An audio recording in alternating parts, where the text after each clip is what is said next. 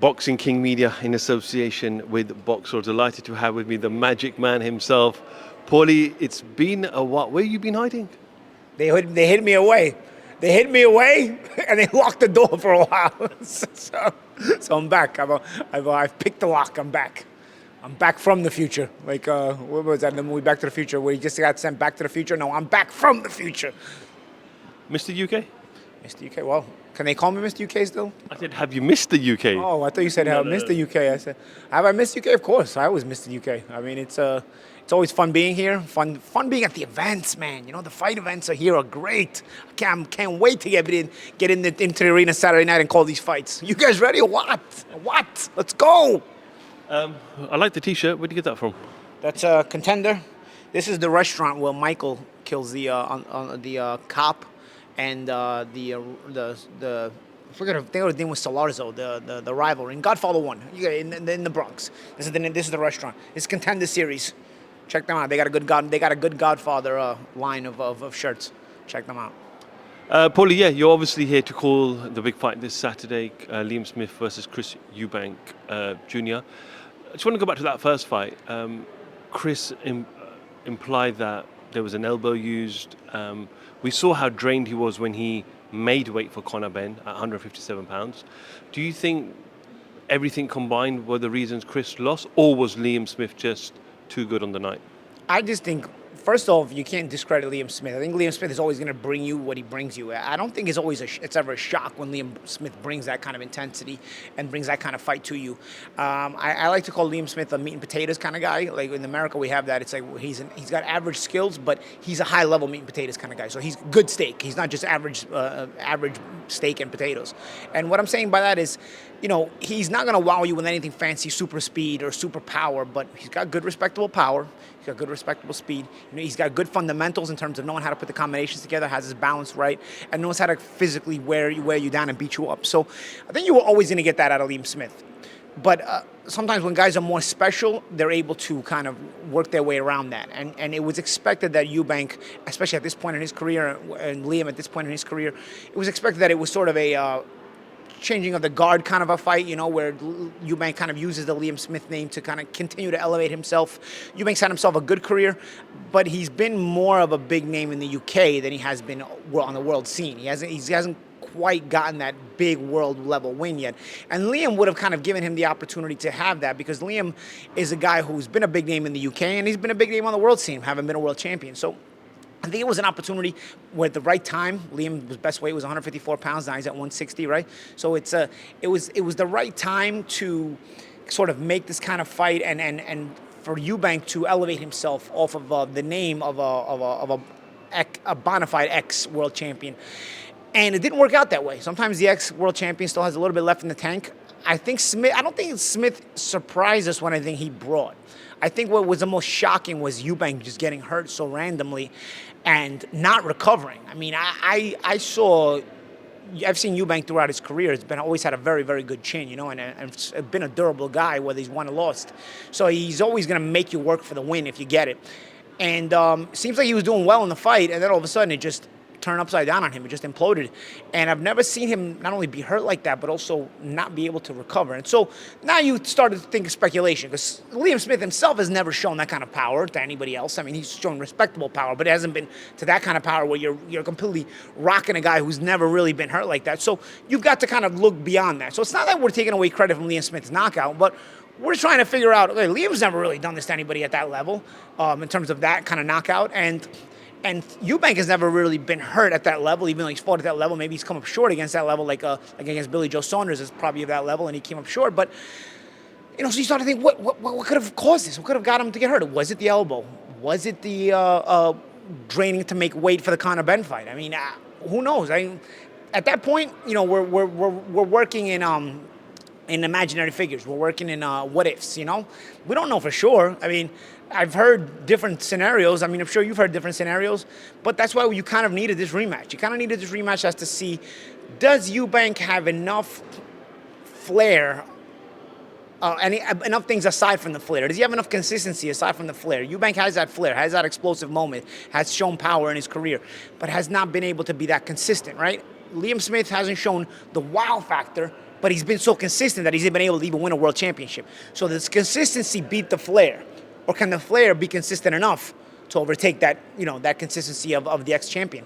And again, I mean, we were talking about like Liam was the ex-faded guy. Now we're going into the second fight, and we're wondering if Eubank is faded. So there's a lot of storylines that you talk about in this fight. Chris was working with Roy Jones Jr. They're not working together anymore.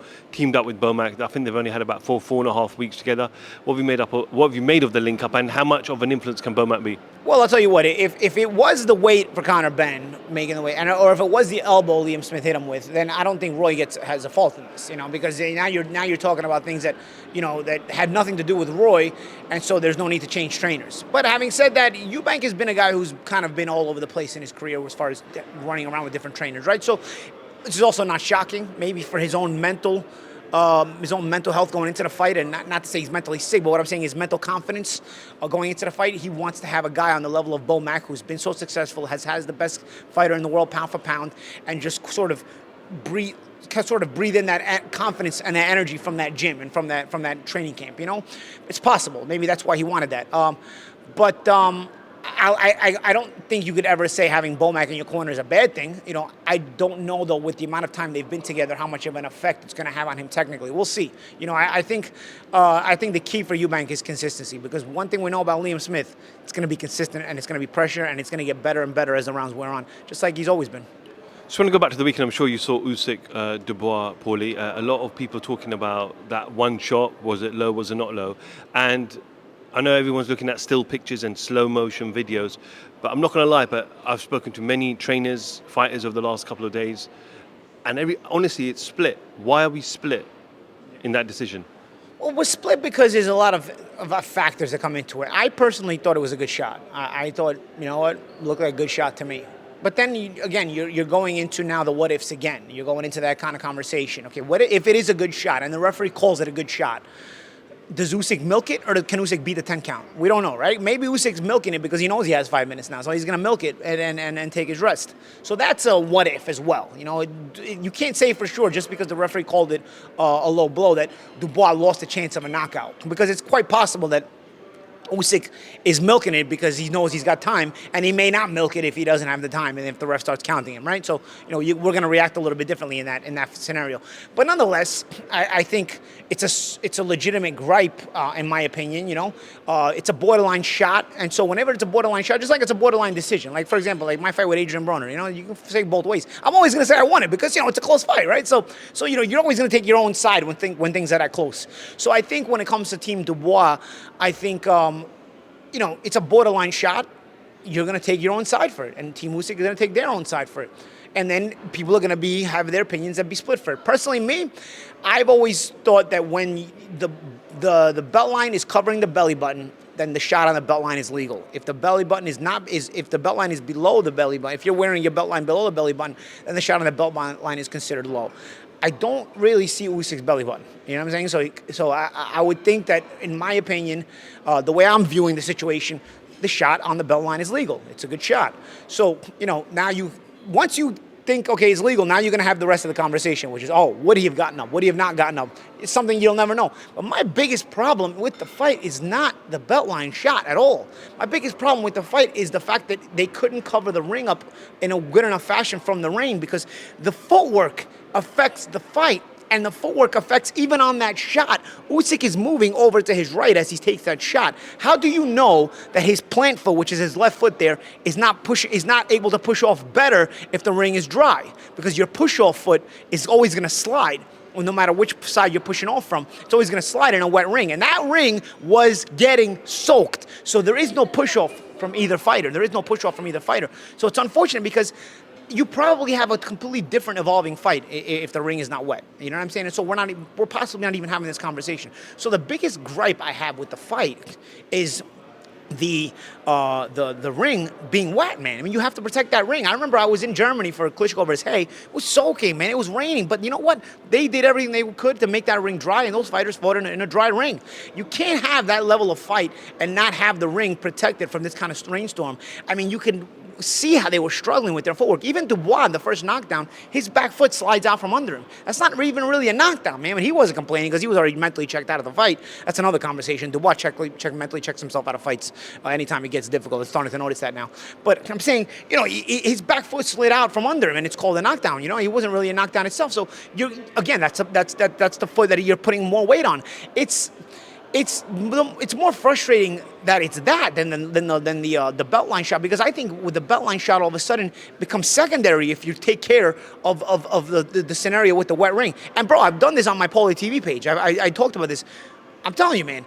Half the fans are morons, bro. You're talking about real idiots. Like, they don't know what we're talking about, what level we're talking about here. They think like they want to just do away with this, bro. That's the most important part of the fight. That's even the most important part of the low blow conversation, because you quite possibly don't have that low blow, high blow, legal blow conversation if Usyk is probably able to push off the way he wants to. He's probably in a different part of the ring. He's probably in a different scenario. He's probably at a different angle if the footing is correct. So there's so many intangibles here, so much discussion that could be brought upon here on this fight.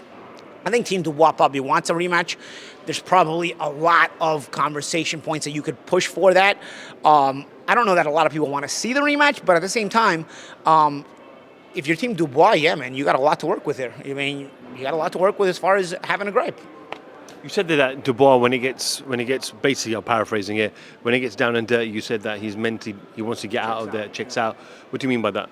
I just noticed, okay, the Joe Joyce fight, I can give him a pass. I've had a broken orbit bone. It's a very, very difficult thing to get through, So I didn't have any really criticism for the fight stopping for the broken orbit bone, because it's one of the most difficult things you have to go through in a fight. So I no gripe there.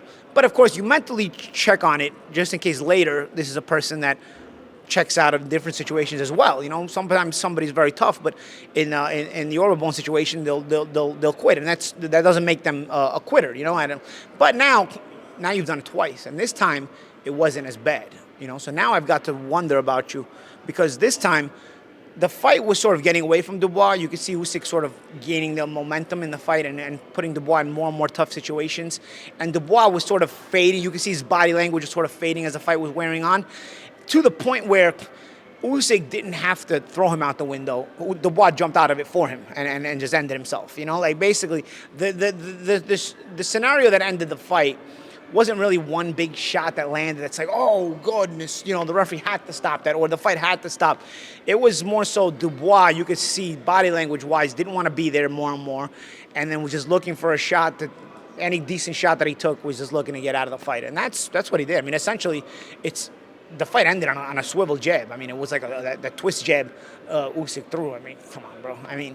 And he hadn't really taken a big shot right before that. It was just the consistency of the pressure. And that's the thing when you fight a very good fighter like a Golovkin, I remember, like a Cotto, when I fought Cotto as well. They make you feel like you're fighting all the time, even when you're not fighting. You're in the ring 3 minutes. You're not fighting all 3 minutes. But a good fighter, a good pressure fighter, starts to make you feel like you're fighting every second, even though you're not fighting every second. But he make you feel like you're in danger all the time. And mentally, it wrecks you. It creates a mess inside your head.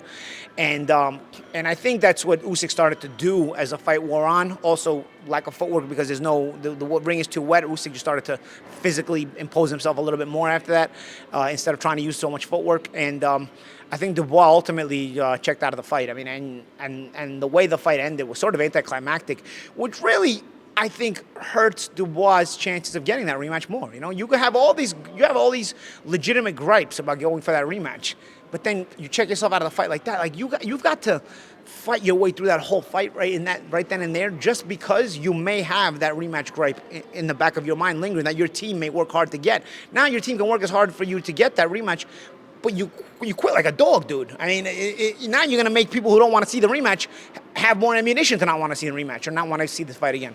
So, you bring it on yourself. Everyone wants to see Usyk Fury or Fury Usyk. In your mind, is Fury too big? I personally think Fury's too big. Yeah, I think Fury's and it's not just too big, because let's face it, Nikolai Valuev was big and he got beat by David Haye, right? So it's not just too big. It's a combination of being too big and also having the physical gifts to go along with that natural size, right? Because Fury is a big guy who's athletic. He's a big guy who actually knows how to maneuver both in an athletic fashion and also in a fashion where he bullies you for his size. And I think Usyk's a very good fighter. But I just think Fury is the biggest, not biggest like the best athlete, but biggest athlete we've ever had in boxing. I mean, because he's that big, but he's not cumbersome and clumsy at that size. We've had guys come around that have been that size, and they've been dangerous. Some of them have been good. Like I said, Valuev even was a world champion, but they've not been that gifted. And Fury has sort of both of that. And maybe, listen, it could also be that he gets a little older and then it starts to fade. I mean, what is he now, 35? But nonetheless, whew, it's a bit much. It's a bit much. For me, I would still favor Fury, but it's not an easy fight. And I also think that's why Fury probably chose the Ngannou route, because everybody already picks him to win to begin with. It's like, so he can only lose if he fights Usyk, right? Because you know everybody's already picking him to win. So take more money for the easier fight. I mean, I guess, business. When you think about business-wise, it makes sense, right? Another fight that looks like it's going to take place hopefully next year, Joshua Wilder. What have you made of Joshua's last couple of performances? Everyone says he's being a bit more tentative, but ultimately with Derek James now, is this a new style we might be looking at as well for Joshua? I don't think it's a Derek James style, because if you look at Errol Spence was anything but tentative throughout his career. Errol Spence was a seek and destroy type of fighter. So I think Joshua got with Derek James to bring back the old Joshua. And unfortunately, the only way you can bring back the old Joshua is Joshua himself. And only Joshua himself knows what's in his own mind in those moments of, those key moments, those key instances where you have to close that gap and make a decision on closing that gap, but using the right move, the right deception to close that gap. And then when your opponent gives you that instant that you close the gap, you close it ferociously, instantaneously. Because if you don't close it ferociously and instantaneously, you get left in no man's land. If you had this a slight hesitancy, you now don't close the gap. Not only don't you close the gap, but now you wind up in his punching range instead. And that's sort of the Joshua we've been missing. We've been missing the Joshua who earlier in his career, and that's just being young. When you're young, I don't want to say you're stupid when you're young, but you're just fearless when you're young. You know what I'm saying? You're confident. You feel it, and then sometimes it gets punched out of you. As you get a little older, you also get a little older, a little wiser, you start to think about the dangers that there are. And I feel like Joshua's just getting to that point, where it's like he still can box technically, but I don't think a guy that big is supposed to just be a technical boxer. A guy that strong is just supposed to be a technical boxer. He's taken away from himself. And by taking away from himself, he's going to put himself in harm's way, because now you're giving an opportunity to better fighters to hurt you, to put you in that situation. I don't think you can box the way Joshua did against Helenius for 6-7 rounds against Wilder. Wilder will find the range on you. Wilder will, find the trajectory, hone in on you, and get out there. And you have to intimidate him ferociously. And I don't know that tentative touching and trying to figure out your way in is going to intimidate Wilder. As a matter of fact, Wilder's going to keep pumping that jab, and he's going to shoot that right hand. Yeah, Wilder has bad footwork. I get it. He's got bad combination. He's only got that 1 and a 2. But, dude, it's a very dangerous 1 and a 2, and he knows how to use it, and he knows how to hone in on it very, very, very intelligently and effectively. And I don't know. I just feel like, while Joshua has never been a guy who used a lot of head movement to begin with, but now he's kind of like trying to use the head movement, but he's thinking about it too much. And he's not really working off the head movement. He's kind of like working it, and then punching. It's like everything is slowed down. But in reality, when you're on point, everything in your mind looks slowed down, but in reality, it's faster. Joshua's literally slowing everything down, and I think the hesitancy hurts him against a Wilder. I'm not crazy about that fight.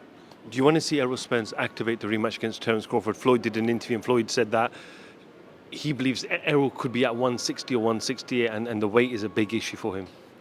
I don't want to see that rematch, no. I mean, do I believe he should activate that rematch clause? No, I don't. But do I think they will? Yeah, I mean, I think there's a moronic thing going on in boxing now. The first moronic thing was rematch clauses, where you only get a shot if you get a rematch clause. That started decades ago, right? Because in the Ali days, you didn't have that, right? So like there's this thing now, they started rematch clauses, where if you're not a mandatory opponent and you beat me, you have to give me a rematch, or I won't give you the title shot. That was already starting to be moronic to begin with, and starting to mess up the sport a little bit to begin with.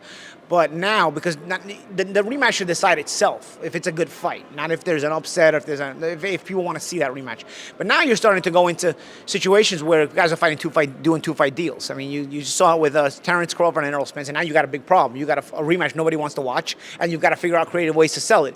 And now we're starting to see it here with Wilder and Joshua too, where they're looking like they signed a two-fight deal. Again, I mean, if there's any other ways they can ruin the sport, they'll figure it out. I mean, Haney Kambosos as well. Haney Kambosos was the old style, which is rematch clause. If you Haney Kambosos was the rematch clause. That was just that's the way it's been like the past couple of decades, which also is part of the problem as well. Like I have a problem with that too because but that was the original ruination. First, there was no rematch clauses. It was just a rematch would be done based on the fact that a fight deserved it. Then you started to see rematch clauses. So Haney and Kambosos was one of those kind of rematch clauses. Even me and Love Morendo, you know what I mean? If you realize, I had a rematch, I beat him 12 rounds out of 12 rounds. I had to give him a rematch. You know what I'm saying? So. And then that was the hair fight, the rematch. Broke my hand, hair. That was, became really messy. But anyway, what I'm saying is, yeah, Haney Kambosos was a rematch. Nobody wanted to see, rematch nobody cared about. And now you're now creating a rematch clause for both guys because now by doing 2-fight deals, both guys have a rematch clause in reality. You know what I'm saying? So it's like, dude, figure out more ways to blow the sport and ruin it. Keep ruining it. That's all you guys do, really. It's freaking wild, bro. It's wild. I don't want to see Wilder and then Joshua one time, let alone 2 times. I have no desire to see that fight.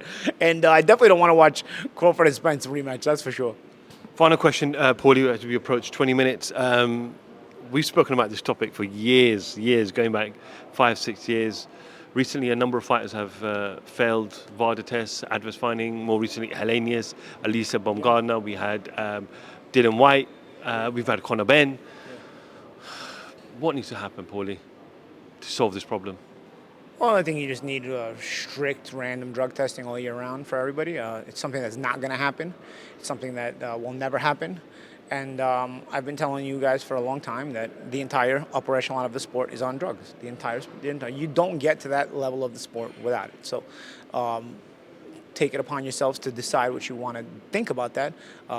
I know I get called jealous. I get called this or that because, he's mad. No, bro, it's the way it is, unfortunately.